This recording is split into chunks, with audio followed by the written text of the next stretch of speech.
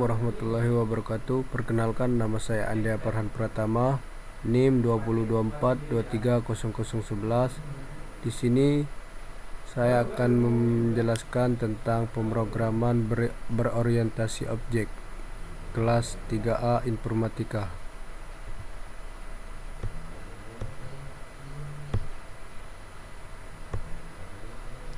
Pemrograman berorientasi objek atau bisa disebut PBO.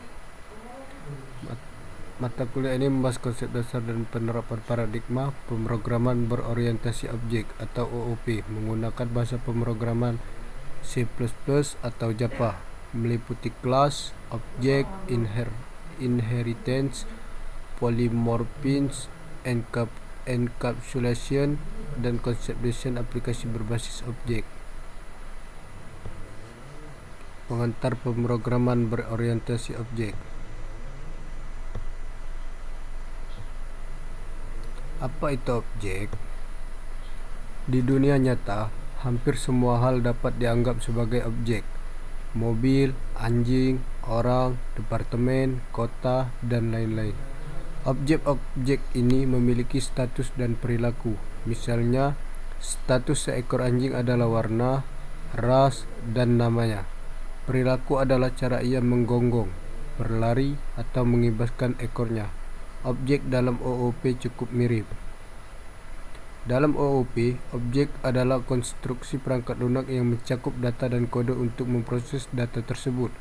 Objek OOP mempertahankan kendali atas statusnya dan bagaimana objek lain dapat mengaruhi status tersebut melalui kode yang dapat dieksekusi.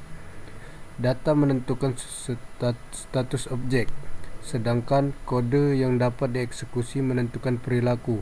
Seekor anjing di dunia nyata dapat direpresentasikan dalam OOP sebagai objek perangkat lunak.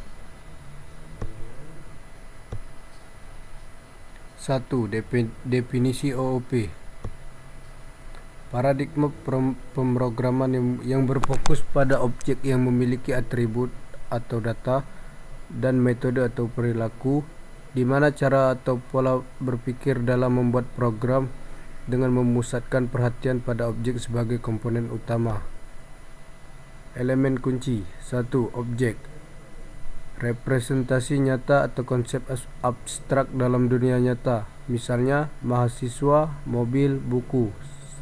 Setiap objek punya atribut, data, dan metode atau bisa disebut perilaku. 2. Atribut. Data, properties, fields. Informasi atau data yang dimiliki objek. Contohnya, objek mahasiswa memiliki atribut nama, NIM, jurusan, dan lain-lain. 3. Metode. Perilaku, method, function. Tindakan atau perilaku yang bisa dilakukan oleh objek. Contoh, mahasiswa dapat belajar, mendaftar mata kuliah. Contoh konsep dunia nyata, bayangkan mobil. Atribut, warna, merek, kecepatan, jumlah pintu. Metode, nyalakan mesin, berhenti, percepat. Setiap mobil yang kita buat adalah objek berdasarkan kelas mobil.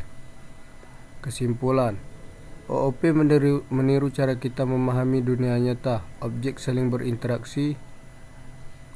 2. Program tidak lagi sekedar kumpulan fungsi, tetapi kumpulan objek dengan data dan perilaku yang saling terkait. Hal ini membuat kode modular, mudah dipahami, dan mudah dikelola. Struktur dasar dalam OOP terdiri dari 4 elemen utama: kelas, objek, atribut, dan metode. Berikut penjelasan dari masing-masing elemen. Kelas. Kelas merupakan tipe data yang didefinisikan oleh pengguna dan berfungsi sebagai blueprint atau cetak biru untuk menciptakan objek. Kelas menentukan atribut atau data dan metode atau fungsi yang dimiliki oleh objek yang akan dibuat berdasarkan kelas ini. Objek. Objek adalah instansiasi dari sebuah kelas yang memiliki atribut dan metode sesuai dengan yang telah ditentukan oleh kelas tersebut. Atribut. Atribut adalah variabel yang dideklarasikan di dalam kelas dan digunakan untuk menyimpan data atau informasi tentang objek. Atribut berperan menyimpan karakteristik atau stat dari suatu objek yang dihasilkan dari kelas. Metode adalah fungsi atau tindakan yang dapat dilakukan oleh objek yang didefinisikan di dalam kelas. Metode ini yang menentukan perilaku atau aksi yang dapat dilakukan oleh objek yang dibuat berdasarkan kelas. Ini contohnya, contoh coding bisa kawan-kawan mencobanya bisa di C++ ataupun Python. Prinsip pemrograman berorientasi objek itu ada 4. Yang pertama itu enkapsulasi, mengacu pada konsep menyembunyikan rincian implementasi internal suatu objek dan hanya mengekspos fungsionalitas yang diperlukan. Ini dilakukan dengan menggunakan private dan public access modifiers agar objek dapat beroperasi tanpa perlu memahami seluruh kompleksitas internalnya. Kedua, abstraksi. Abstraksi melibatkan penyederhanaan kompleksitas dengan menentukan dan mengekspos fungsionalitas yang esensial serta menyembunyikan detail yang tidak diperlukan. Kelas dan objek dalam OOP menyediakan tingkat abstraksi untuk mempresentasikan ide atau konsep secara lebih terfokus. Yang ketiga itu pewarisan. Pewarisan memungkinkan suatu kelas untuk mewarisi sifat atau perilaku dari kelas lainnya. Hal ini memungkinkan kita untuk memanfaatkan dan memperluas fungsionalitas yang sudah ada tanpa perlu menulis ulang kode. Kelas yang mewarisi disebut subclass atau child class, sedangkan kelas yang diwarisi disebut superclass atau parent class. Yang keempat itu ada polimorfisme. Polimorfisme memungkinkan suatu objek untuk memiliki banyak bentuk atau perilaku. Dengan menggunakan konsep ini, objek dapat diolah dengan cara yang berbeda tergantung pada konteks atau tipe data. Polimorfisme dapat mencakup overriding atau penggantian metode dan overloading, pembuatan beberapa versi metode. Manfaat OOP, modularitas. Program dipecah menjadi objek-objek kecil, memudahkan perawatan dan pengembangan.